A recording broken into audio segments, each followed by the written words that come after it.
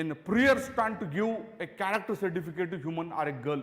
ಹೆಣ್ಣಿನ ಬಗ್ಗೆ ಸಾಮಾನ್ಯವಾಗಿ ಭಾಳ ಬೇಗ ಕ್ಯಾರೆಕ್ಟರ್ ಸರ್ಟಿಫಿಕೇಟ್ ಕೊಟ್ಬಿಡ್ತೀವಿ. For example, if a student, a girl student, will come every day with a boyfriend. ನಿನ್ನೆ ಒಬ್ಬನ ಜೊತೆ ಗಾಡೀಲಿ ಬಂದಿದ್ಲು, ಇವತ್ತು ಒಬ್ಬನ ಜೊತೆ ಗಾಡೀಲಿ ಬಂದಿದ್ದಾಳೆ. She is easy virtue, she can be easily available for every one ಅನ್ನೋ ಥರ. That is A character assassination. ಒಬ್ಬ ಹೆಣ್ಣಿನ ಮೇಲೆ, ಒಬ್ಬ ವ್ಯಕ್ತಿಯ ಮೇಲೆ ಸೊ ಅಸಾಸಿನೇಟಿಂಗ್ ಅವರ್ ಕ್ಯಾರೆಕ್ಟರ್, ಅವಳ ತೇಜೋವಧೆ, ಅವಳ ವ್ಯಕ್ತಿತ್ವದ ತೇಜೋವಧೆ ಮಾಡೋದನ್ನ we call it's a character assassination. Assassination means a brutality, is a kind of murder. ಇಲ್ಲಿ ಚಾರಿತ್ರ ವಧೆ ಮಾಡುವಂಥದ್ದು. So male dominated society always it's in force stand to assassinate her character. Now, I'll take few images. Can you identify this girl in the picture? Yaru anta ಹೇಳಿಕ್ಕೆ ಸಾಧ್ಯನಾ?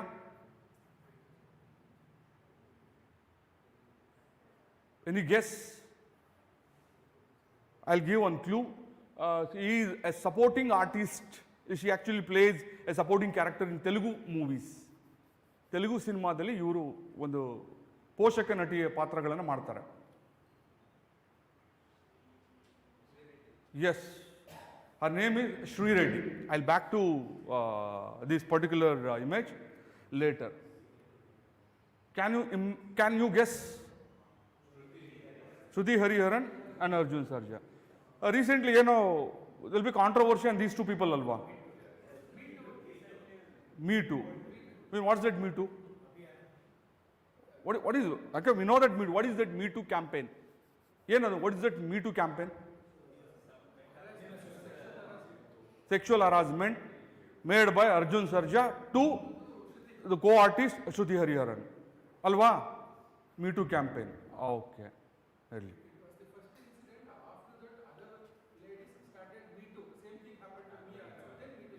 Okay. Actually, yeah. I'll brief that. What's that Me Too campaign? Record ಆಗ್ತಿದೆಲ್ವಾ? Audible? Can I audible? Okay, Me Too is a campaign. It was internationally the Hollywood actually made first Me Too. Me also subjected to victimhood for the sexual harassment. So, ಈ ಹಾಲಿವುಡ್ನ ದೊಡ್ಡ cinema ಸ್ಟಾರ್ಸ್ಗಳು ಅಂದರೆ that actresses actually coined that Me Too campaign. Me also victimized for the sexual harassment happened in cinema industry. When this internationally, this Me Too campaign was become a big boom, it was actually came very faster and speedily to India. Even Bollywood actors also started that Me Too. Me also victimized for this sexual harassment. So, and then it came to South India also, Tamil Nadu, Kollywood, Malayalam, Tollywood, and Karnataka, Sandalwood. So, Shruti Hariharan made an allegation on Arjun Sarja. Yes, me also harassed from Arjun Sarja in a sexual harassment related consequences. I'll back to Sri Reddy. Yeah. So we law people means either the procedure like police station or court believe in evidences. Evidence means either is a primary evidence, a secondary evidence, or circumstantial evidence. We believe only these three evidence. Primary evidence, so kanninda nodirodu. We believe in, yes, I seen that murder. This is the prime evidence. Secondary evidence, I am not seen, but I hear that bullet sound.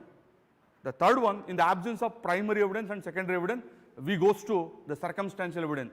Nan kanninda nodilla, kivinda kelskondilla, but I seen that person, he crossed that place when that murder has been taken place. So court believe only these three evidences: primary evidence, secondary, and circumstantial evidence. So Sri Reddy made an allegation on more than 20 big celebrities. Big celebrities mean the 5 directors, 5 producers, 5 big actors in the Telugu industry. Her allegation was that I was sexually used by these big celebrities of Telugu industry, offering there will be a chance of a big heroine or a big role in the Telugu movies. After sexually utilizing me, they're thrown out of the industry. Correct ಇದೆ ಅಲ್ವಾ? Her complaint is actually technically correct ಇದೆ ಅಲ್ವಾ? I was sexually utilized by these 20 people. There are producers, directors, and even distributors and big cinema stars. and after utilizing me sexually, I was thrown out of the industry by not offering me any chance in the industry. Is there any technical lacuna in the complaint? Or ಏನು ಮಾಡಿದ್ರು ಅಂದರೆ ಶ್ರೀರೆಡ್ಡಿ, he even went to nude protest, even in front of the cinema star, in front of the producer house. She actually protested bare, nude protest. Because her complaint was not taken in any police station, her complaint was not reached to court. Her complaint in the initial stage was actually thrown out of the police file. Why? ಆಕೆ ಕಂಪ್ಲೇಂಟನ್ನು police ಸ್ಟೇಷನಲ್ಲಿ ಯಾವ police ಸ್ಟೇಷನಲ್ಲೂ ತಗೊಳ್ಳಿಲ್ಲ. So he started posting even rapidly and frequently in social media, but our complaint was not taken in police station. Why? Please apply your common sense. ಯಾಕೆ ಕಂಪ್ಲೇಂಟ್ನ ತಗೊಳಕ್ಕಾಗಲಿಲ್ಲ? ಆ ಕಂಪ್ಲೇಂಟ್ನ ಯಾವ ಪೊಲೀಸ್ನವರು ಕೂಡ, it is actually a complaint can be entitled for FIR, charge sheet, and it can be moved to court. In the initial stage, our complaint was denied and her complaint was discarded, and finally she went to in front of the public sphere and in front of the public spaces, and she protested with half nudity or semi nudity or partial nudity. ಅರೆ ಬೆತ್ತಲೆ ಆಗಿ protest ಮಾಡ್ಲಿಕ್ಕೆ ಬಂದು, but her complaint was not taken. Why? So I'll tell you, as a law student, as a law teacher, there will be technical lacuna in her complaint. ಆ complaint ಅಲ್ಲಿ ಏನಿತ್ತು ಅಂದ್ರೆ, these 20 people offered me a big role in the industry, and after utilizing me, or their offer is, if you quid for quo, we say it's ನೀನು ಇದು ಕೊಟ್ರೆ ನಾವು ಅದನ್ನು ಕೊಡ್ತೀವಿ ಅಂತ. If you sexually you actually fulfill our desire, we will offer you big chances, big role in the industry. Okay, they utilized her sexually, and after utilizing her sexually, if she will be provided a big role in the industry, can she won't go for complaint? ಆಕೆಗೆ ಸೆಕ್ಚುಯಲಿ ಬಳಕೆ ಆದ ನಂತರ ಆಕೆಗೆ roll ಕೊಟ್ಬಿಟ್ಟಿದ್ರೆ, ದೊಡ್ಡ ಪಾತ್ರ ಕೊಟ್ಬಿಟ್ಟಿದ್ರೆ, ಆಕೆ complaint ಮಾಡ್ತಾ ಇರಲಿಲ್ವಾ? Yeah, this is a technicality in the legal sense, because our complaint itself is technically have a major lacuna. She cannot complain like that. ಅವರು ನನಗೆ ಆ ಚಾನ್ಸ್ ಕೊಡ್ತೀನಿ ಅಂತ ಹೇಳಿ ಸೆಕ್ಚುಯಲ್ ಯುಟಿಲೈಸ್ ಮಾಡಿಕೊಂಡ್ರು, ಆಮೇಲೆ ಕೊಡಲಿಲ್ಲ ಅಂದರೆ ಕೊಟ್ಬಿಟ್ಟಿದ್ರೆ ಅವಳಿಗೆ ಕಂಪ್ಲೇಂಟೇ ಕೊಡ್ತಾ ಇರಲಿಲ್ಲ. This is how our legal technicalities will works. I'll go with the next slide. I'll back to, defamation. Defamation is actually a word we have heard famous, merit, demerit. In the same sense, defamation is nothing but defaming somebody's reputation. No, that word actually famous. Defaming, ಒಬ್ಬ ವ್ಯಕ್ತಿಯ ಖ್ಯಾತಿಯನ್ನು ತೇಜೋವಧೆ ಮಾಡೋದು. It is both civil wrong and as well as criminal wrong. So I'll come. Okay. How defamation will happen? Section 499 of Indian Penal Code deals with defamation. Mana hani, mana nashta ಮಾಡುವಂಥದ್ದು. Whoever by words, either by spoken or intended to be read, or by signs or by visible representation, make publishes any imputation concerning any person intending to harm or knowing or having reason to believe in such imputation will harm the reputation of such person, is said except in the cases hereinafter accepted, defame that person. ಒಬ್ಬ ವ್ಯಕ್ತಿ ಕುರಿತು either in a spoken words or in the written form, or it can be publicized in a print version, in electronic version, or you can defame in visual pictures, or you can characterize a role in cinema, so that it will constitute an offense of defamation. That's why in most of the movie, in the beginning credit, they'll actually put a disclaimer notice. Disclaimer anta ಹಾಕ್ಬಿಟ್ಟಿದ್ರೆ, the character in the movie, the dialogue in the movie, the part of the movie, or any portion of the movie, or anything in the movie, it's purely fictitious. If it is resembles to any living or dead person, it's purely coincidental ಅಂತ ಹಾಕ್ಬಿಡ್ತಾರೆ. ಏನಂದ್ರೆ is a kind of anticipatory bail. ನೀವು ಯಾರನ್ನೋ ಕುರಿತು ಅದನ್ನು ಬರೆದಿರ್ತೀರಾ, ಯಾರನ್ನೋ ಕುರಿತು ನೀವು ಚಿತ್ರಿಸಿದ್ದೀರಾ, ಯಾರನ್ನೋ ಕುರಿತು you have characterised, it is actually resembles and it is similarises to either a living or a dead person. ಆದರೆ ಅದಲ್ಲ ಅಂತ ಹೇಳ್ಕೋಬೇಕಾಗುತ್ತೆ. ಹಾಗೇನು ಮಾಡ್ತೀರಾ, ಇಟ್ಸ್ ಪ್ಯೂರ್ಲಿ ಫಿಕ್ಷಿಷಿಯಸ್ ಅಂತ ಹೇಳ್ಬಿಡ್ತೀರಾ, ಸೊ ದಟ್ ನೀವು ಬಚಾವ್ ಆಗ್ಬೋದು. ನೋಡಿ, ಹೌದು, it is actually resembles to that XYZ person, that is resembles to this lady, but in the beginning credit of the movie we have put a disclaimer notice. ನಾವು ಎಲ್ಲೂ ಕೂಡ ಯಾರದೇ ಪಾತ್ರವನ್ನು ನಾವು ಚಿತ್ರಿಸಿಲ್ಲ. ಹಂಗೆ ಹೇಳೋದ್ರ ಮೂಲಕ you can escape from the clutches of court or the clutches of the police procedure. ಬರ್ತೀನಿ, ಯಾವಾಗ ಡಿಫೇಮ್ ಮಾಡ್ಬೋದು, ಯಾವಾಗ ಮಾಡ್ಲಿಕ್ಕಾಗಲಿಲ್ಲ ಅಂತ. I will continue. Okay, how defamation actually happen. There'll be a person, ನೀವು ಯಾರನ್ನ ತೇಜೋವಧೆ ಮಾಡ್ತೀರೋ, there'll be a person. He may be dead or alive. Can we defame Gandhi ನಾವು? ಕ್ಯಾನ್ ವಿ ಡಿಫೇಮ್ ನೆಹರು ನಾವು? ಈಗ ನಾವು ಅವ್ರನ್ನ ಮಾನಹಾನಿ ಮಾಡ್ಬೋದಾ? ಮಾನಹಾನಿ ಮಾಡಿ ಸತ್ತೋಗ್ಬಿಟ್ಟಿದ್ದಾರೆ, ಅವ್ರ ಸತ್ಯ 60-70 ವರ್ಷ ಆಯಿತು. No no no. Even any follower or anybody or any either a relative or a friend or even is a sincere follower of that person can go and file a defamation. So reputation. What is reputation? Only Ambani have reputation, only Narendra Modi have reputation, only Rahul Gandhi have reputation, Shah Rukh Khan have reputation. Namge yaru ilva? Namge, we don't have any societal values or reputation. Yes. As per Indian constitution, even a beggar have a reputation. And the reputation of the person with a necessary mens rea.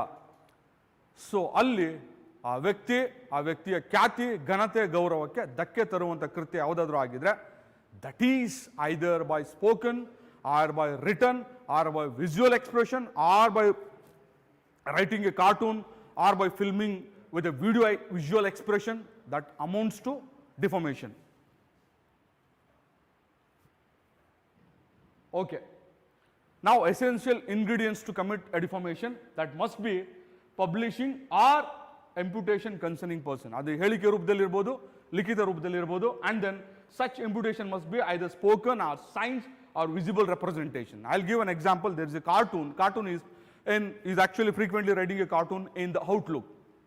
He made a cartoon, national emblem, namdu 4 line idiyalla, the national emblem. Adra mele naayi actually he draw a cartoon urinating to that national emblem. Avanu baradbittidda. So that it amounts to defamation of the national integrity. M.F. Hussain wrote our Indian map by writing Bharat Mata, by expressing her image as a nudity. So this actually damages an integrity of the internal feelings of Indian nationhood. So that M.F. Hussain actually left the country, and that cartoonist of Outlook sent to jail. So even your picture or a video or a spoken words or a written words, if it is damages either national integrity or a nationalhood or even any person's character, so that it amounts to defamation. So ಇಲ್ಲಿ ಸ್ವಲ್ಪ ಮುಂದೆ ಹೇಳ್ತೀನಿ ನಾನು ಯಾವಾಗ defame ಮಾಡ್ಬೋದು ಒಬ್ಬ ವ್ಯಕ್ತಿನ, ಯಾವಾಗ ಒಂದು ಸರ್ಕಾರನ ಟೀಕಿಸ್ಬೋದು ಅಂತ ಹೇಳ್ತೀನಿ.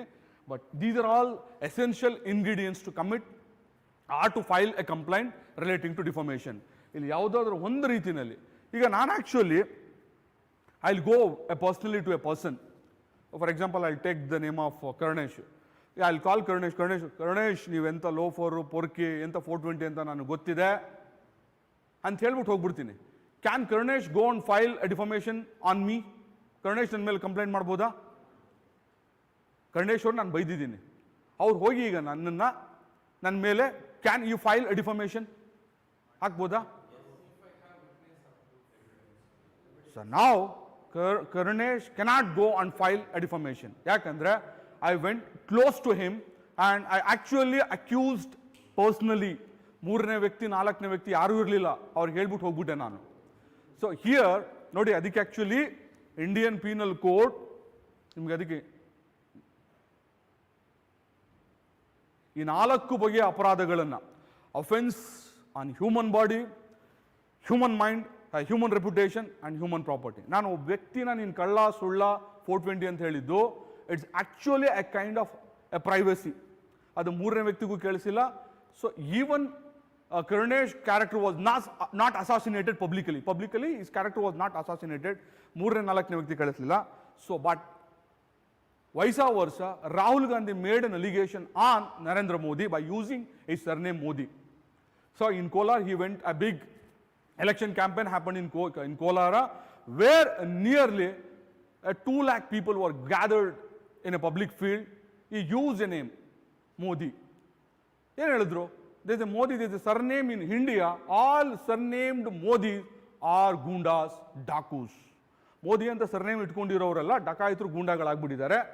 ಇದು ನಮ್ಮ ದೇಶದ ದುರಂತ ಅಂತ ಒಂದು ಈ actually expressed is view in a public gathering where nearly 2 lakh people were gathered. So it was recorded, it was spoken. So immediately 5 people came to Kolar police station and they filed a complaint stating that we are the witnesser. Rahul Gandhi made an allegation on a surname called Modi. Modi ಅಂತ ಹೆಸರಿಟ್ಕೊಂಡಿರೋ ಇಂಡಿಯಾದಲ್ಲಿ ಇವತ್ತೆಲ್ಲ ಗೂಂಡಾಗಳು ಡಾಕುಗಳಾಗ್ಬಿಟ್ಟಿದ್ದಾರೆ. So immediately the matter went to election, national election commission, state election commission, and even, I believe it or not, in Gujarat, Gandhi is a surname belongs to a particular community. Modi is a surname belongs to a particular community. Patel is a community in Gujarat. Gandhi ಅನ್ನೋದು ಒಂದು ಜಾತಿ ಸೂಚಕ surname. ನಮ್ಮಲ್ಲಿ ಇದೆಲ್ಲ ಈ ಗೌಡ, ಪಾಟೀಲ ಅನ್ನೋ ಥರದ್ದು. ಮೋದಿ ಅನ್ನೋದು ಒಂದು ಜಾತಿ ಸೂಚಕ surname. So that issue was actually raised in a national alarm where the people of Gujarat made a plenty of defamatory cases on Rahul Gandhi stating that the Modi surnamed so and so ಅಂತ ಹೇಳಿ 106 ಸಂಖ್ಯೆಯಲ್ಲಿ defamation case ಹಾಕ್ಬಿಟ್ರು across the country. So finally it was it's out of control. It is out of control and out of order of Rahul Gandhi, where hundreds of cases who have the surname which ends with Modi filed hundreds of defamatory cases. One case actually Kolarada ನಡೆದಾಗ there are 5 witnesses and there are nearly 2 lakh people, and it was recorded in both visually and with audibly, and court actually sent to forensic lab, and forensic lab certifies that these audio video files are genuine. It was not mocked, it was not edited, it was not cropped. ಇದು ಯಾವುದೇ ರೀತಿಯಲ್ಲೂ edit ಆಗಿರುವಂಥದ್ದು, ಮಾರ್ಪ್ ಆಗಿರುವಂಥದ್ದಲ್ಲ. It was genuine, ಅಂದರೆ ನೈಜವಾಗಿರುವಂಥ video ಅಂತೇಳಿ. Based on that finally the court gave is verdict. So ಇದು punishable offence. ಮುಂದೆ punishment ಪಾರ್ಟ್ಗೂ ಬರ್ತೀನಿ. ಅಂದರೆ ಇಂಡಿಯನ್ ಪೀನಲ್ ಕೋಡು ಒಬ್ಬ ವ್ಯಕ್ತಿ ದೇಹದ ಮೇಲೆ, ಅವನ ಮನಸ್ಸಿನ ಮೇಲೆ, ಆ್ಯಂಡ್ ರೆಪ್ಯುಟೇಷನ್ ಮೇಲೆ, ಅವನ ಪ್ರಾಪರ್ಟಿ ಮೇಲೆ, ನಿಮ್ಮ ಗಾಡಿಗೆ ಯಾರಾದರೂ ಬೆಂಕಿ ಹಾಕಿದ್ರೆ you can go and file a complaint. ನಿಮ್ಮ ಪೆನ್ ಕದ್ದಿದ್ರೆ, ನಿಮ್ಮ ಪರ್ಸ್ ಕದ್ದಿದ್ರೆ, ಅದಕ್ಕೆ ಈ 4 ಬಗೆಯ ಅಪರಾಧಗಳು Indian penal code always addresses.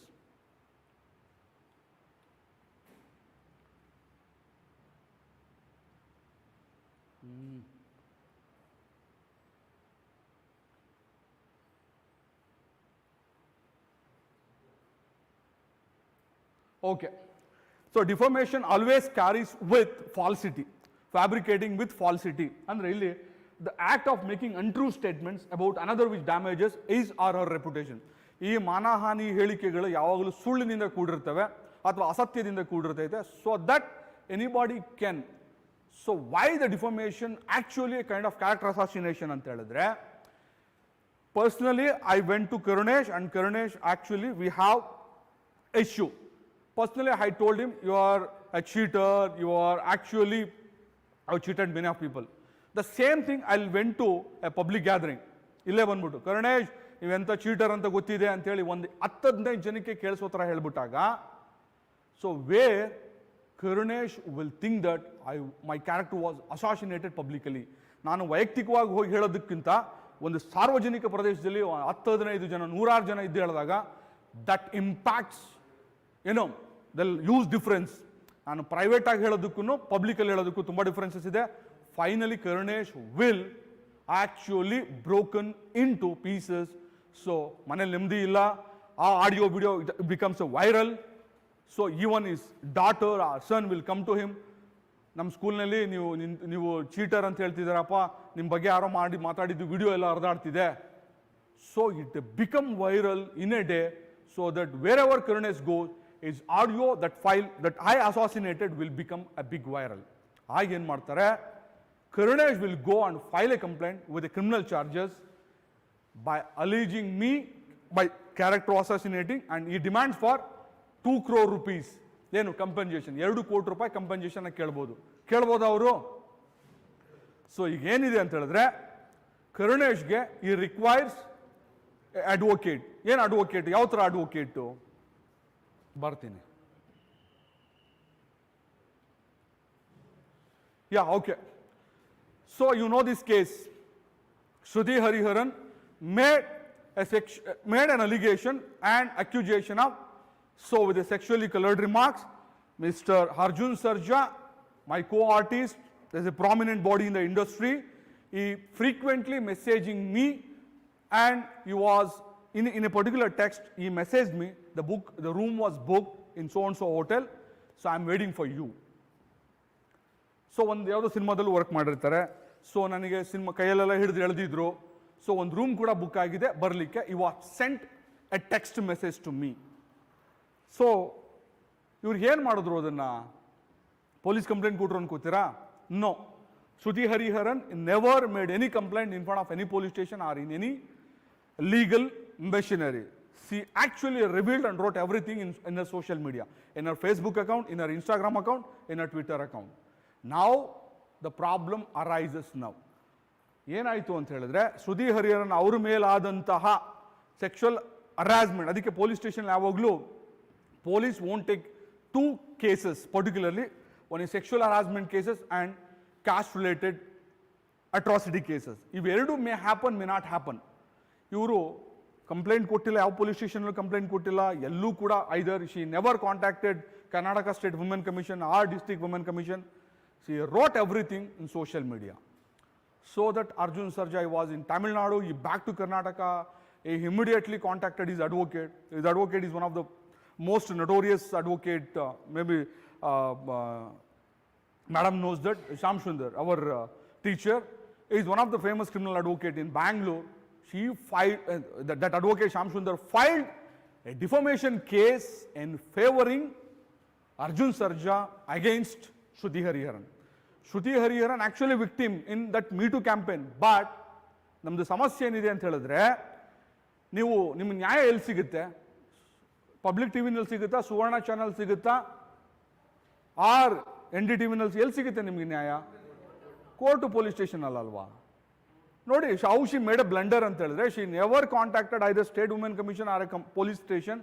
She revealed everything and even she actually expressed everything in social media, but she didn't even approach any advocate or any member or a chairperson of the State Women Commission. ಅಷ್ಟಲ್ಲಾಗಲಿ ಅರ್ಜುನ್ ಸರ್ಜಾಯಿಂದ ನನಗೆ ಈ ರೀತಿ sexual harassment ಆಗಿತ್ತು, ನನಗೆ text message ಕಳಿಸಿದ್ರು. ನಾವು the text message is actually, I change my mobile number, that message is removed.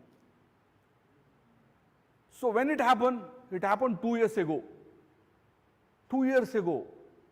Now each and everything relating to evidence are now disappeared.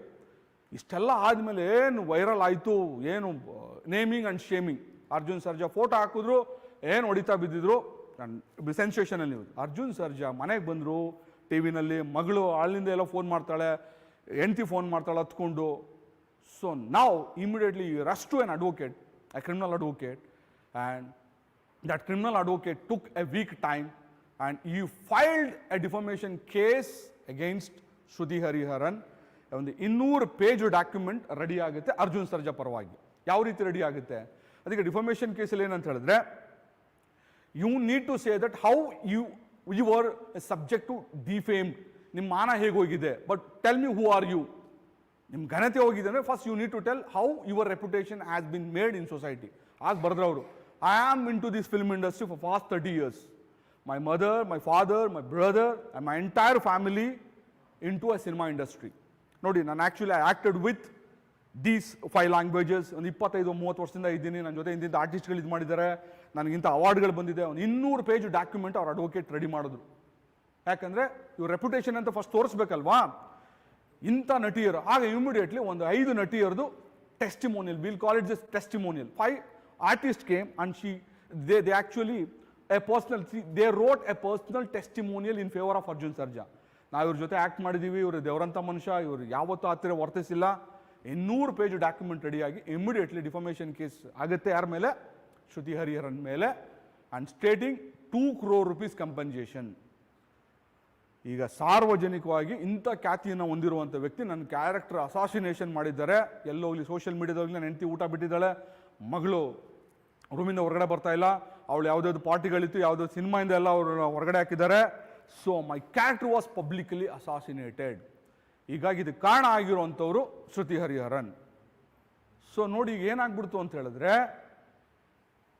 ಯಾರು ಸೆಕ್ಷುವಲ್ ಹರಾಸ್ಮೆಂಟ್ ಕಂಪ್ಲೇಂಟನ್ನು ಕೊಡ್ಲಿಕ್ಕೆ ಹೋಗಿದ್ದಂಥ ಶ್ರುತಿ ಹರಿಹರನ್, ನಾವು ಶಿ ಬಿಕಮ್ ಅಕ್ಯೂಸ್ಡ್.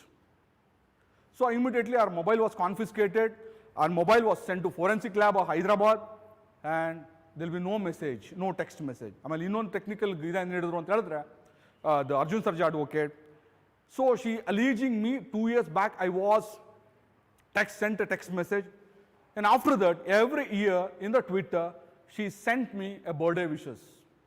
ಆ ರೀತಿ ನನ್ನಿಂದ ಆಕೆಗೆ ದೌರ್ಜನ್ಯ ಆಗಿದ್ರೆ ನೋಡಿ, ನನಗೂ ಆಕೆ ಬರ್ಡೇ ಮೆಸೇಜ್ ಕಳಿಸಿದ್ದಾಳೆ, ನನ್ನ ಮಗಳಿಗೂ ಮೆಸೇಜಸ್ ಕಳಿಸಿದ್ದಾಳೆ. So how it can be judged? ಕೊನೆಗೆ ಏನಾಯಿತು ಅಂತ ಹೇಳಿದ್ರೆ, ಅದಕ್ಕೆ ಒಂದು ಲೀಗಲ್ ನಾಲೆಡ್ಜ್ ಇಲ್ಲ ಅಂತ ಹೇಳಿದ್ರೆ ಭಾಳ ಸಮಸ್ಯೆ ಆಗ್ಬಿಡ್ತೈತೆ. ನಮ್ಮ ಜೊತೆ ಅಷ್ಟು ಜನ ಇದೀವಿ. ಈಗ ನಾನು ಇಲ್ಲಿದ್ದೀನಿ, ನಾನು ಇಲ್ಲಿ ಸಂಕಟಕ್ಕೆ ಸಿಗಾಕೊಂಡಿದ್ದೀನಿ. Somebody in Gulbarga, somebody in Gujarat, he says that brother don't worry, I will be with you. ನಾನು ಇಲ್ಲಿ ತೊಂದರೆ ಸಿಗಾಕೊಂಡು ನನಗೆ ಯಾರೋ ವಾಷಿಂಗ್ಟನ್ನಿಂದನೋ ಲಂಡನ್ನಿಂದನೋ I will be with you ಅಂದ್ರೆ ಏನು ಅರ್ಥ? ನಾನು ಇಲ್ಲಿ ತಗೊಳಕೊಂಡಿದ್ಮೇಲೆ ನನಗೆ ಇಲ್ಲಿ ತಾನೇ ಪ್ರೊಟೆಕ್ಷನ್ ಬೇಕು. ಸೊ ಆ ಇಶ್ಯೂ ಆದಂಗೆ Shruti Hariharan actually was with a huge gathering, ತುಂಬ ಜನ ಸೇರ್ಕೊಬಿಟ್ಟಿದ್ರು. ಆದರೆ when court sent a notice in favour of Arjun Sarja stating the defamation, ಆಗ ಕುತ್ತಿಗೆಗೆ ಬಂತು. ಯಾಕಂತ ಹೇಳಿದ್ರೆ ಅರ್ಜುನ್ ಸರ್ಜಾ ಯಾವ ಇಶ್ಯೂನು ಕೂಡ ಸೋಷಿಯಲ್ ಮೀಡಿಯಾದಲ್ಲಿ ಬರಲಿಲ್ಲ. ಅಡ್ವೊಕೇಟ್ನ ಕಾಂಟ್ಯಾಕ್ಟ್ ಮಾಡಿದ್ರು, ಅಡ್ವೊಕೇಟ್ 200 ಪೇಜ್ ಡಾಕ್ಯುಮೆಂಟ್ ರೆಡಿ ಮಾಡಿದ್ರು. 200 ಪೇಜ್ ಡಾಕ್ಯುಮೆಂಟ್ ಯಾವ ರೀತಿ ಇತ್ತು ಅಂತ ಹೇಳಿದ್ರೆ, ಅರ್ಜುನ್ ಸರ್ಜಾ ಯಾರು, ಅವ್ರ ಫ್ಯಾಮಿಲಿ ಬ್ಯಾಕ್ಗ್ರೌಂಡ್ ಏನು, ಅವ್ರದ್ದು ಯಾವ್ಯಾವ ಸಿನಿಮಾದಲ್ಲಿ ವರ್ಕ್ ಮಾಡಿದ್ರು, and how his reputation made fast 30 years, and what are the awards he got, and what are the testimony other actors actually expressed on Arjun Sarja. ಎಲ್ಲ ಸೇರಿ ಒಂದು 200 ಪೇಜ್ ಡಾಕ್ಯುಮೆಂಟ್ ಆಗಿ ಕೋರ್ಟಿಗೆ ಬಂತು ಕೇಸು. ಈಗ ಯಾಕಂದರೆ ಬೆಂಗಳೂರಿನಲ್ಲಿ the advocates who try the case belongs to defamation are most expensive, ತುಂಬ ಎಕ್ಸ್ಪೆನ್ಸಿವ್. ಒಂದೊಂದು ಇಯರಿಂಗ್ಗೆ they may charge 8 lakh 5 lakh. ನೋಡಿ, ಅದಕ್ಕೆ ನಾವು ಹೇಳೋದೇನಂತ ಹೇಳಿದ್ರೆ, ಅಷ್ಟು ಸುಲಭವಾಗಿ ನಾವು ಬಂಡೆಗೆ ಗುದ್ಬಿಟ್ಟು ನೀರು ತೆಗಿಯೋಕ್ಕಾಗಲ್ಲ. So the case may goes to 10 years or 15 years. Each hearing may be 15 days, and after 30 days, after 6 months ಹಿಂಗಾಗ್ಬೋದು. But each hearing you have to pay an advocate fee.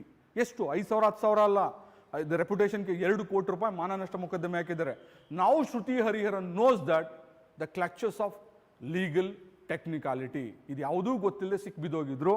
ಈಗ ಅವರು ಸೆಕ್ಷುವಲ್ ಹರಾಸ್ಮೆಂಟ್ ಮಾಡಿದ್ರು ಅಂತ ಹೇಳಲಿಕ್ಕೆ ಏನೂ proof ಇಟ್ಕೊಂಡಿರಲಿಲ್ಲ. ನಾವು Arjun Sarja have is and every evidence, Har Instagram posting, social media Facebook posting, Twitter posting ಎಲ್ಲ ಪ್ರಿಂಟ್ಔಟ್ನ ತಗೊಂಡು ಬಂದು, ಆ ಪೋಸ್ಟಿಂಗಿಗೆ ಬಂದಿತ್ತು ಸಾವಿರಾರು ಕಾಮೆಂಟ್ಸ್ಗಳು ಬಂದಿತ್ತು. ಅರ್ಜುನ್ ಸರ್ಜಾ ಇಂಥವನು ಅಂಥವನು, ಅರ್ಜುನ್ ಸರ್ಜಾನ ಹಂಗೆ ಮಾಡ್ಬೇಕು ಹಿಂಗೆ ಮಾಡಬೇಕು.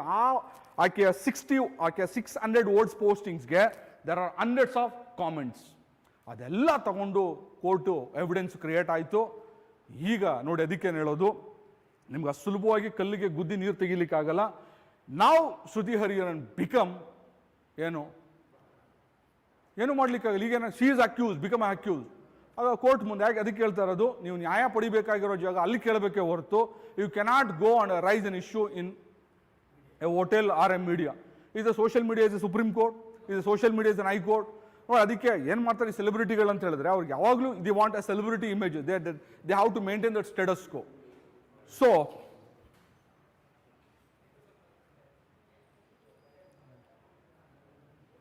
okay, now IPC clearly knows that a defamation, the statement that injures someone's reputation, ನಿಮ್ಮ ಹೇಳಿಕೆ ಒಬ್ಬ ವ್ಯಕ್ತಿಯ ಘನತೆಗೆ ಧಕ್ಕೆ ತರೋದಾಗಿರಬೇಕು. Defamation is the act of saying false things, that is very important.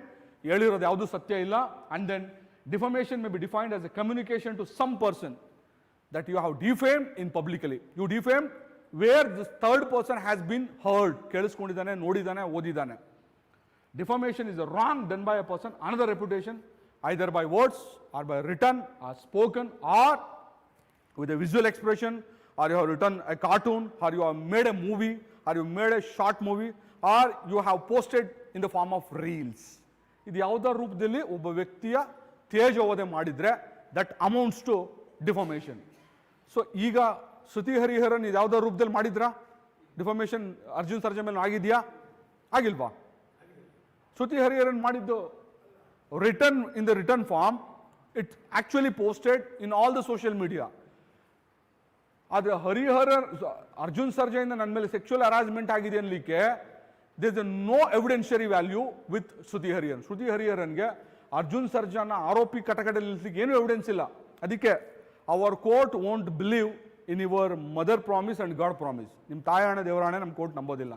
Court believes only in primary evidence, secondary evidence and circumstantial evidence. ಈಗ ಅರ್ಜುನ್ ಸರ್ಜಾ ಹತ್ರ ಅವೆಲ್ಲ ಇದೆ. ಅರ್ಜುನ್ ಸರ್ಜಾ ಹತ್ರ ಆ ಎಲ್ಲ ಎವಿಡೆನ್ಸಸ್ ಇದೆ. ಆಕೆ ಬರೆದ ಪೋಸ್ಟು, ಆ ಪೋಸ್ಟ್ ಬಂದ ಕಾಮೆಂಟ್ಸ್ ಎಲ್ಲ ಇದೆ. But Shruti Hariharan even doesn't have A text message scent by Arjun Sarja. ಅದಕ್ಕೆ ಇಲ್ಲಿ ಎಷ್ಟು ಇಕ್ಕಟ್ಟಿಗೆ ಸಿಗಾಕೊಂಡು ಅಂತ ಹೇಳಿದ್ರೆ, ಆಕೆ ಸಿನಿಮಾ ಇಂಡಸ್ಟ್ರಿಯಿಂದ ಚಾನ್ಸ್ ಕಳ್ಕೊಳ್ಳೋ ಥರ ಆಯಿತು. ಆಕೆ ಸಿನಿಮಾಯಿಂದ ಒಂದು ರೀತಿ ಬಾಯ್ಕಾಟ್ ಥರ ಫೇಸ್ ಮಾಡ್ಲಿಕ್ಕಾಯಿತು. ದೋ ಆಕೆಗೆ ಸೆಕ್ಚುಯಲ್ ಹರಾಸ್ಮೆಂಟ್ ಆಗಿರ್ಬೋದು, ಆದರೆ ಆಕೆ ಯಾವ ವಿಧಾನ ಅಳವಡಿಸ್ಬೇಕಾಗಿತ್ತು ನ್ಯಾಯ ಪಡೀಲಿಕ್ಕಂದ್ರೆ ಆ ವಿಧಾನ ಅಳವಡಿಸಲಿಲ್ಲ, ಆ ವಿಧಾನವನ್ನು, ಆ ದಾರಿನ ಅನುಸರಿಸಲಿಲ್ಲ. ಹೇಳಿ ಸರ್. That's the issue. ನಾನು ಅದನ್ನೇ ಹೇಳ್ತಾ ಇರೋದು. ಅದಕ್ಕೆ ನೋಡಿ, we have a proper channel ಅಂತ ಕರಿತೀವಿ. We say it's a proper channel. Do you think that no woman has went to police station? ಯಾವ ಹೆಣ್ಣು ಇದುವರೆಗೂ ಪೊಲೀಸ್ ಸ್ಟೇಷನ್ಗೆ ಹೋಗಿಲ್ವಾ? ಅಲ್ಲಿ ಒಂದು ಪ್ರಶ್ನೆ ಬಂತು, ಹೇಳ್ತೀನಿ ಕೇಳಿ. There are plenty of artist, ನಾನು ಇಲ್ಲ ಅಂತ ಹೇಳೋದು. ನೀವು ಪೇಜ್ 3 ಸಿನಿಮಾ ನೋಡಿದ್ರೆ, ಮಧುರ್ ಭಂಡಾರ್ಕರ್ಸ್ ಪೇಜ್ 3 ಸಿನಿಮಾ ನೋಡಿದ್ರೆ, the movie is on casting couch. ಅಂದರೆ ನೀವುಗೆ ಸಿನಿಮಾದಲ್ಲಿ ಚಾನ್ಸ್ ಬೇಕಂತ ಹೇಳಿದ್ರೆ ಈ ಪ್ರೊಡ್ಯೂಸರ್ ಜೊತೆ ಮಲಗಬೇಕು, ಈ ಡಿಸ್ಟ್ರಿಬ್ಯೂಟರ್ ಜೊತೆ ಯು ಹ್ಯಾವ್ ಟು ಈ ಫುಲ್ಫಿಲ್ ಸೆಕ್ಷುವಲ್ ಡಿಸೈರ್ ಅಂತ. Even that Shruti Hariharan made one more allegation on, you know that Lucia, this is a Kannada movie Lucia. It was a big success commercially and even in terms of award. It was remade into Tamil as Enukul Varunal. ಈ Lucia cinema ತಮಿಳಲ್ಲೂ ರಿಮೇಡ್ ಆಯಿತು. ಅಲ್ಲಿ ಇದೇ ಶ್ರುತಿ ಹರಿಹರನ್ಗೆ ಆ ರೋಲ್ನ ಕೊಟ್ಟಿದ್ರು. ಅಲ್ಲಿ ಏನಾಗಿತ್ತು ಅಂದರೆ, I was actually initially I was made a contract for 25 lakhs, way that producers sent 35 lakhs. 25 ಲಕ್ಷ ಒಪ್ಪಂದ ಆಗಿದ್ದು ನನ್ನ ಪ್ರೊಡ್ಯೂಸರ್ಸ್ ನಡುವೆ. ಅವರೇ 35 ಲಕ್ಷ ನನಗೆ ಕಳಿಸಿದ್ರು. ಲೂಸಿಯಾ ಸಿನಿಮಾದ ಪಾತ್ರವನ್ನು ತಮಿಳ್ನ ಎನುಕುಳ್ ವರುಣಾಳ್ ಅಂತ ಆ್ಯಕ್ಟ್ ಮಾಡಲಿಕ್ಕೆ. So I called producer. Maybe it was by mistake or I think it was oversight. So I need to confirm. I called the Tamil cinema producers. Sir, actually our agreement is for 25 lakh. You actually transferred me 35 lakh. Why, sir? Is it oversight or I can send to you that excess amount of 10 lakh? That producer told, no madam, the 25 lakh is our agreement. The 10 lakh is for you. For you means, so we have 2 producers, we will share you when you actually came to Tamil Nadu for that handling that role. We will share you ಅಂತ ಹೇಳಿದ್ರು. ನಿಮ್ಮನ್ನು 10 ಲಕ್ಷ ನಿಮ್ಮನ್ನು ಹಂಚಿಕೊಳ್ಳಲಿಕ್ಕೆ. So ಹಂಗೆ ಹೇಳ್ತಿದ್ದಂಗೆ ಅವ್ರಿಗೆ ಬೈದು ನಾನು actually ಆ 35 ಲಕ್ಷನ ಕಳಿಸ್ದೆ. Finally that role was went to some other person. ಯಾರಂದರೆ again that role was actually into Kannada girl Deepa Sannidhi ಆ ಪಾತ್ರವನ್ನು ಮತ್ತೆ ಮಾಡಿದ್ರು. ಈಗ ಅರ್ಥ ಏನಾಗಿದ್ರೆ, ಶಿ ಆ್ಯಕ್ಚುಲಿ ರೋಟ್ ದಿಸ್. ಈಗ Deepa Sannidhi has agreed that producers of the record and on the record contract. ನಾನು ಒಪ್ಪಲಿಲ್ಲ, ಕೊನೆಗೆ ಆ ಪಾತ್ರ ಇನ್ಯಾರಿಗೋ ಹೋಯಿತು ಅಂತ. So that's why Madhur Bhandarkar made a movie on page 3. How casting couch will be one of the big blunder in cinema industry. So ಕೆಲವನ್ನ ನೀವು ಡಿಫಾಮೇಷನ್ ಮಾಡ್ಬೋದು, ಕೆಲವನ್ನ ಮಾಡಲಿಕ್ಕಾಗಲ್ಲ, ಮತ್ತು ಕೆಲವು ಎವಿಡೆನ್ಸ್ ಸಿಗುತ್ತೆ, ಕೆಲವನ್ನ ಎವಿಡೆನ್ಸ್ ಇಟ್ಕೊಳ್ಳಿಕ್ಕಾಗಲ್ಲ. ಸೊ ನಿಮಗೆ ಲೀಗಲ್, ಅದಕ್ಕೆ ignorance of law is not excusable. ನಿಮಗೆ ಈಗ ಒಂದು ಹುಲಿ ಅಟ್ಯಾಕ್ ಮಾಡುತ್ತೆ, can you claim that in front of the tiger, I am a pure vegetarian, dear tiger, don't kill me and don't eat me, ಹಂಗೆ ಹೇಳ್ಬೋದಾ? ಹೇಳಲಿಕ್ಕಾಗಲ್ವಾ? ಯಾಕೆ? ನೀವು ಪ್ಯೂರ್ ವೆಜಿಟೇರಿಯನ್, ಒಂದು ಜೀವಿಗೂ ನೀವು ನೋವನ್ನು ಕೊಟ್ಟಿಲ್ಲ. ಈಗ ಹುಲಿ ಅಟ್ಯಾಕ್ ಮಾಡಿದೆ ನಿಮ್ಮನ್ನು, can you claim I am a pure vegetarian, I never hurt even a small hand, dear tiger please leave me? ಕೇಳ್ಬೋದಾ? ಹಾಗೆ ಯಾಕೆ ಕೇಳಲಿಕ್ಕಾಗಲ್ಲ? ಸೊ ಇದು ಕಾನೂನು ಈ ರೀತಿಯೇ. Sir, I didn't know that killing is an offence in India, I didn't know that this will be an offence in the country like India. ಹಂಗೆ ಹೇಳಲಿಕ್ಕೆ ಆಗಲ್ಲ. Ignorance of law is not an excusable, is not an exceptions from the punishment. ನೀವು ಯಾವ ಕಾರಣಕ್ಕೂ ಒಬ್ರಿಗೆ ಹಿಂಗೆ ಬೈದ್ರೆ ಅದು ಅಪರಾಧ ಅಂತ ಗೊತ್ತಿರಲಿಲ್ಲ, ಒಬ್ಬರ ಬಗ್ಗೆ ಹಿಂಗೆ ಬರೆದ್ರೆ ಅದೊಂದು ಅಫೆನ್ಸ್ ಆಗುತ್ತೆ ಅಂತ ನನಗೆ ಗೊತ್ತಿಲ್ಲ ಅಂತ ಹೇಳೋ ಹಾಗಿಲ್ಲ. It's A common sense. Where you actually use that filthy language, where you use that defamatory language, that derogatory words, whether it's in a private places or public places. Okay, I'll give an example. I'll take again the the name of Karunesh. Karunesh, nimge Urdu baralla alva? You don't know Urdu. You don't know how to read and write. Okay, I am a Urdu professor. I know a Urdu. I'll send a letter to Karunesh. That letter completely contains the Urdu text. Urdu nallide. Now Karunesh opens that letter, it's in Urdu.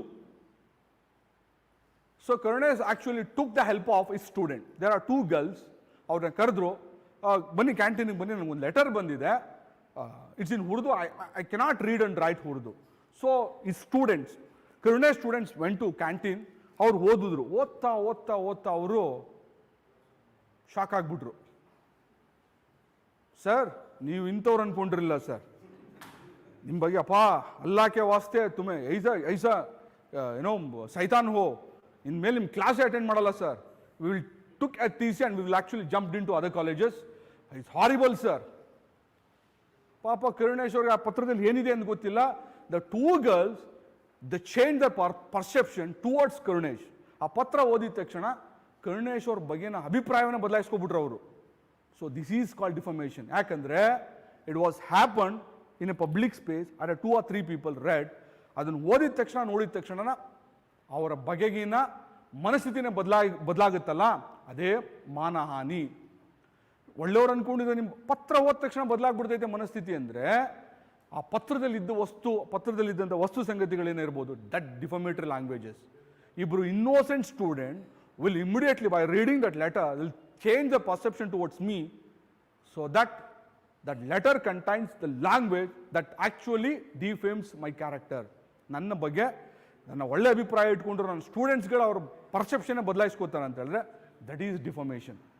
ಇನ್ನೇನಿಲ್ಲ, ಒಬ್ಬ ವ್ಯಕ್ತಿ character ಆಗಿರ್ಬೋದು, ಒಬ್ಬ ವ್ಯಕ್ತಿ ಆ character assassination ಅವನ ಮನೆಯವರು ನೋವನ್ನು ಅನುಭವಿಸೋದು. Yes, anybody can go and file a defamatory complaint in any police station, or you can go directly approach a court. Arjun Sarja ಕಂಪ್ಲೇಂಟೇ ಕೊಡಲಿಲ್ಲ, ಅಡ್ವೊಕೇಟ್ ಹಿಡ್ಕೊಂಡ್ರು, ನೋಟಿಸ್ ಕಳಿಸಿದ್ರು, ಇಮಿಡಿಯೇಟ್ಲಿ ಕೇಸ್ ಫೈಲ್ ಆಯಿತು. ಈಗ ನಾವು ಶ್ರುತಿ ಹರಿಹರನ್ ಜೊತೆ we are with Shruti Hariharan, we are always with Shruti Hariharan ಅಂತ ಹೇಳೋ ಈ ಸೆಲೆಬ್ರಿಟಿ ಕ್ರೌಡ್ ಏನಾಗುತ್ತೆ ಅಂತ ಹೇಳಿದ್ರೆ, ಶ್ರುತಿ ಹರಿಹರನ್ ನಾವು she needs to take an help of an advocate. That advocate, madam, the Shyam Sundar is actually notorious in handling defamation case. So your case is all ಕೊಟ್ಬಿಟ್ಟಿರ್ತಾರೆ ಏನೋ that petition ಫೈಲ್ನಲ್ಲಿ ನೀವು ಏನೇನು allegation ಮಾಡಿದ್ರೇನು ಅಂತ ಇದಕ್ಕೆ ರಿಪ್ಲೈ ಮಾಡಬೇಕು. So initial drafting charges will be 25,000 and each and every hearing I will file 30,000. So ಅದಕ್ಕೆ ಹೇಳೋದೇನಂತ ಹೇಳಿದ್ರೆ, ನೀವು ಯಾವುದನ್ನೋ ಎದುರಿಸ್ಲಿಕ್ಕೆ ಹೋಗ್ಬಿಟ್ಟು ಅದನ್ನೇ ತಲೆ ಮೇಲೆ ಹಾಕೊಡೋ ಥರ ಆದಾಗ ಶ್ರುತಿ ಹರಿಹರನ್ ಕೇಸ್ ಆಗುತ್ತೆ. ನಾವು Shruti Hariharan and Arjun Sarja case finally went to film chamber. Now the matter will be in some sort of will be ends with a settlement. ಏನು ಅವ್ರ ಒಂದು ಅಪಾಲಜಿ ಲೆಟರ್ ಬರ್ಕೊಡೋ ಥರನೋ ಕೇಸನ್ನು ಅವ್ರು ವಾಪಸ್ ತೊಗೊಳ್ಳೋ ಥರನೋ ಆಗುತ್ತೆ. ಅಂದರೆ ನೀವು ಆರಂಭದಲ್ಲಿ ಉತ್ಸಾಹದಲ್ಲಿ ಮಾಡೋಕ್ಕೆ ಹೋಗಿ ಕೊನೆಯಲ್ಲಿ ಏನಾಯಿತು ಅಂತ ಹೇಳಿದ್ರೆ, Shruti Hariharan lost a plenty of chances in the cinema industry, and Arjun Sarja with is male dominated support, so ಈ actually curb in all the way. So ಕೋರ್ಟಿಗೆ ಫೀಸ್ ಕಟ್ಲಿಕ್ಕೆ ದುಡ್ಡು ಇಡಬೇಕಾಗುತ್ತೆ, 10 ವರ್ಷ ನಡಿಬೋದು case, or it may be run more than 15 years. ಅಲ್ಲಿವರೆಗೂ advocate fees ಎಷ್ಟು ಕಟ್ಕೊಂಡಿರ್ಬೇಕಾಗುತ್ತೆ, ಇವ್ರು ದುಡ್ದಿದ್ದೆಲ್ಲ ಅಲ್ಲೇ ಆಗೋಗುತ್ತೆ. ಹಾಗೆ ಏನು ಮಾಡ್ತಾರೆ ಅಂದರೆ, finally they will actually settle the matter with compromise. ಈಗ ಓಕೆ, ಡಿಫಮೇಷನ್ 2 ರೀತಿ ನಡೀತೈತೆ. ಒಂದು libel and slander. One it's in the return form and another one is in oratory form. ಒಂದು ಪ್ರಿಂಟೆಡ್ ವರ್ಷನಲ್ಲಿ ಇರ್ಬೋದು, ಇಟ್ ಕ್ಯಾನ್ ಬಿ ಈಸಿಲಿ, ಅದಕ್ಕೆ printed version the evidence will be easily gathered. But defamatory it's in the form of statement. ಅವಾಗ ಕಷ್ಟ, ಹೇಳಿಕೆ ರೂಪದಲ್ಲಿ ಇರೋದನ್ನ ಏನು ಮಾಡ್ಬೇಕಂತ ಹೇಳಿದ್ರೆ, 5-6 ಜನ ಬೇಕಾಗುತ್ತೆ ಸಾಕ್ಷಿ. ಹೌದು, ಅವ್ರು ಹಿಂಗೆ ಹೇಳಿದ್ದನ್ನ, ಹಿಂಗೆ ಬೈದಿದ್ದನ್ನ ನಾವು ಕೇಳಿಸ್ಕೊಂಡು ಅಂತ ಹೇಳೋರು ಬೇಕಾಗುತ್ತೆ. Yes sir. ಹಾಂ, ಡಿಫಾಮೇಷನ್ ಎವಿಡೆನ್ಸ್ ಇಲ್ಲ ಅಂದರೆ ಕೋರ್ಟಲ್ಲಿ ಕೇಸ್ ನಿಲ್ಲೋದಿಲ್ಲ. ಬೈದ್ರಿ, ಹೌದು, ಯಾರೂ ಇಲ್ಲ. ನಾನು ಅದೇ ಎಕ್ಸಾಂಪಲ್ ಕೊಟ್ಟೆ. ನನ್ನ ಎದುರಿಗೆ ಅಷ್ಟೇ ಹೇಳಿದ್ದೀನಿ. ನೀವು ನಾನು ಒಬ್ಬನ ಎದುರಿಗೆ ಹೇಳಿದ್ರೆ there'll be no evidence, so I cannot prove. ಹಾಂ,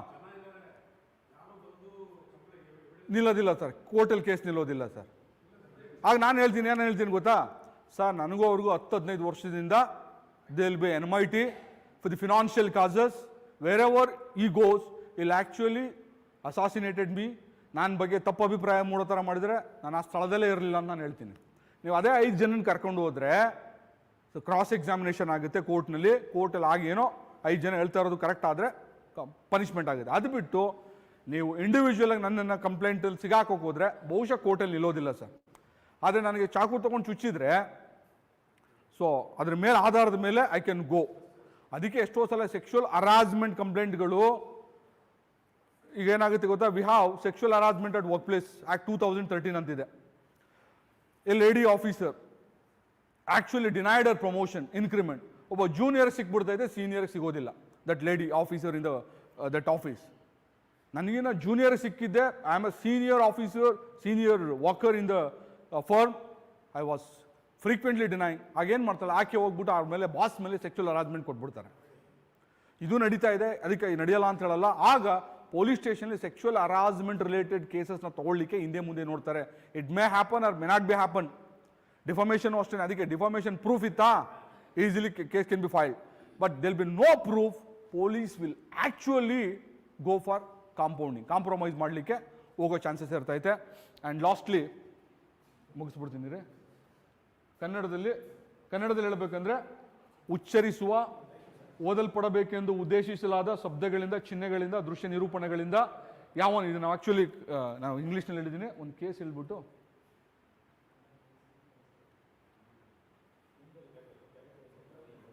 ಓಕೆ, ಯಾವಾಗ ಡಿಫಾಮೇಷನ್ ಮಾಡ್ಬೋದು. Okay, I'll finish. Justification of truth, ಸತ್ಯವನ್ನು ಹೇಳುವ ಸಂದರ್ಭದಲ್ಲಿ, ಈಗ ಈ ಸರ್ಕಾರದ ಒಬ್ಬ ಭ್ರಷ್ಟ ರಾಜಕಾರಣಿ ಇದ್ದಾನೆ, if it is true you can say ಇದು ಡಿಫಾಮೇಷನ್ ಆಗಲ್ಲ. Okay, fair and bona fide statement. ನೀವು ಒಬ್ಬ ವ್ಯಕ್ತಿಯ ಭ್ರಷ್ಟಾಚಾರವನ್ನು ಬಯಲಿಗೆಳೆಯೋದಕ್ಕೆ, ಒಬ್ಬ ವ್ಯಕ್ತಿಯ ಅನಾಚಾರಗಳನ್ನು ಹೇಳಲಿಕ್ಕೆ ನೀವು ಸತ್ಯವನ್ನು ಪ್ರಚಾರ ಮಾಡುವ ದೃಷ್ಟಿಯಲ್ಲಿ ಪ್ರಕಟಣೆ ಮಾಡಿದರೆ it not amounts to defamation. That it may be criticise, government criticise, policy criticise. ಯಾವುದೋ ಒಂದು ಪಾಲಿಸಿ ತಂದುಬಿಟ್ಟಿರ್ತೈತೆ ಗೌರ್ಮೆಂಟು. ಈ ಪಾಲಿಸಿ ಬಂದರೆ ರೈತರ ಮಾರಣ ಹೋಮ ಆಗುತ್ತೆ, ಈ ಪಾಲಿಸಿ ಬಂದರೆ ವಿದ್ಯಾರ್ಥಿಗಳು ಶಿಕ್ಷಣದಿಂದ ವಂಚಿತರಾಗುತ್ತಾರೆ. ಇಂಥದ್ದು ಯಾವುದೇ ಕಾರಣಕ್ಕೂ ಈ ಸರ್ಕಾರದಿಂದ ಈ ಪಾಲಿಸಿ ತರಲಿಕ್ಕೆ ಬಿಡಬಾರ್ದು ಅಂತ. If you write a critical article that is not amounts to a defamation. ಯಾವುದೇ ಕಾರಣಕ್ಕೂ ಅದು ಡಿಫಾಮೇಷನ್ ಆಗಲ್ಲ. And then privilege statement. So ಕೋರ್ಟಿನ ಯಾವುದೋ ಜಡ್ಜ್ಮೆಂಟನ್ನು, ಯಾವುದೋ ಒಂದು ವಿಚಾರವನ್ನು ನೀವು ಪ್ರಚಾರ ಮಾಡೋದು, ಪ್ರಕಟಣೆ ಮಾಡೋದು, ಬರೆಯೋದು ಡಿಫಾಮೇಷನ್ ಆಗೋದಿಲ್ಲ ಯಾವ ಕಾರಣಕ್ಕೂ. ನೀವು ಯಾವ ರೀತಿ ಹಾಂ ಕ್ಲೈಂಟ್ ಏನಂತ ಆಗ್ತಾರೆ? ಹಾಂ, ಓಕೆ,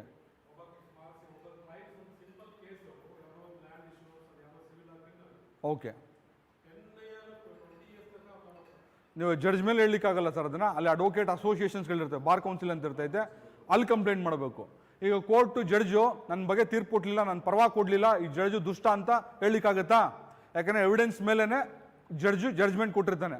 ನೀವು ಜಡ್ಜು ನಮ್ಮ ಪರವಾಗಿ ಕೊಟ್ಟಿಲ್ಲ ಅಂದ ತಕ್ಷಣ ನೀವು ದುಷ್ಟ, ಅವನು ಕೆಟ್ಟವನು ಅಂತ ಹೇಳಲಿಕ್ಕೆ ಆಗೋದಿಲ್ಲ. ಸೊ ಬಿಡಿ, ಈ ಕೇಸ್ ಲಾಸ್ ಎಲ್ಲ ಇದೆ, ತುಂಬ ಡೀಪಾಗಿ ಹೋಗ್ಲಿಕ್ಕಾಗಲ್ಲ. I will end here. ಯಾರಾದರೂ 1-2 ಪ್ರಶ್ನೆ ಕೇಳ್ಬೋದು. I will try to answer.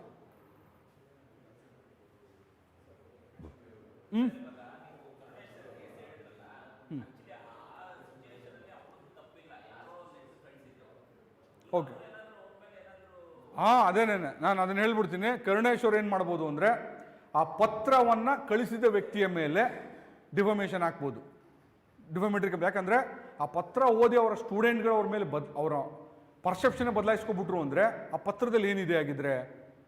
So ಆಗ ಪತ್ರ ಕಳಿಸಿದಂಥವ್ರು ಎಸ್ ಈ ಕ್ಯಾನ್ ಫೈಲ್. ಈ ಸಾಮಾನ್ಯವಾಗಿ ಯಾವುದೋ ಹುಡುಗಿದ ಮದುವೆ ಆಗ್ತಿರ್ತೈತೆ, ಆ ಹುಡುಗನ ಮನೆಯವ್ರಿಗೆ ಲೆಟರ್ ಕಳಿಸ್ಬಿಡ್ತಾರೆ, ಈ ಹುಡುಗಿ ಕ್ಯಾರೆಕ್ಟರ್ ಸರಿಯಾಗಿಲ್ಲ, ಈ ಹುಡುಗಿ ತುಂಬ ಜನ ಜೊತೆ ರಿಲೇಷನ್ಶಿಪ್ ಇತ್ತು, better you actually broke this relationship ಅಂತೇಳಿ ಕಳಿಸಿದ ವ್ಯಕ್ತಿ there'll be no proper address and there is no proper I D proof, ಏನೂ ಇಲ್ಲ.